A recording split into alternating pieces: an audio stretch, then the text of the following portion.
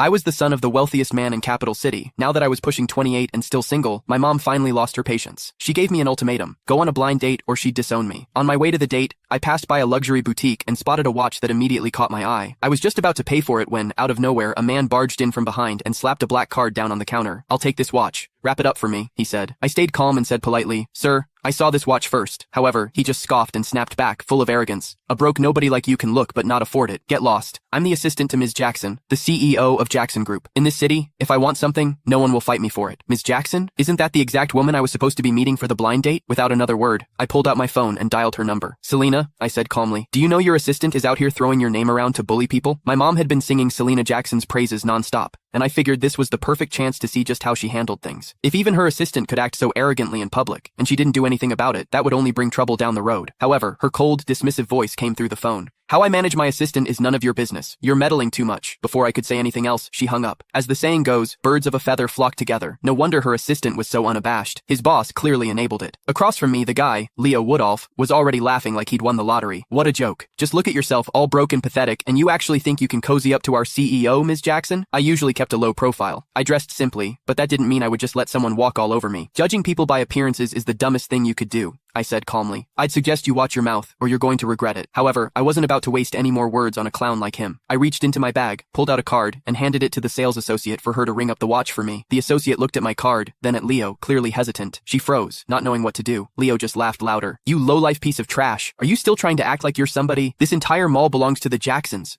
If I don't give the word, you can't even buy a single screw in here." Then, with a smug grin, he yanked the card from my hand and flung it toward the entrance. "Waving around some cheap-ass card thinking you're hot shit? I'm not falling for it. Get lost." In all my life, no one had ever dared to humiliate me like that. Leo had seriously crossed a line. Without another word, I grabbed his arm in one swift motion and dragged him to the front of the store. My voice dropped cold as ice as I ordered, "Pick up my card." The salesgirls in the store stared in shock. "Oh my god, did he really just say that to Mr. Woodolph? Is he crazy?" "Mr. Woodolph is Mrs. Jackson's right-hand man. Offending him is the same as offending her." One of the employees tried to talk me down. "Sir, it's just a watch. It's not worth angering the Jackson Group over this. Please, just let him go. Yeah, you should apologize to Mr. Woodolph while you still can. Beg for forgiveness. It might not be too late." Leo, clearly feeding off the attention, yanked his arm away and shouted, "You worthless trash! Get down on your knees right now, and maybe I'll consider letting this slide. Otherwise, I hope you're ready to lose everything." Now I've seen everything. After years of seeing Mom threaten people, now it was my turn to be threatened. A cold smirk tugged at the corner of my lips as I turned to Leo. "A dog hiding behind someone else's power, huh? Even Selena wouldn't dare say something as crazy as that. And you? Who the hell do you think you are? Who are you calling a dog?" he snapped. I looked around. "You hear anyone else barking around here? You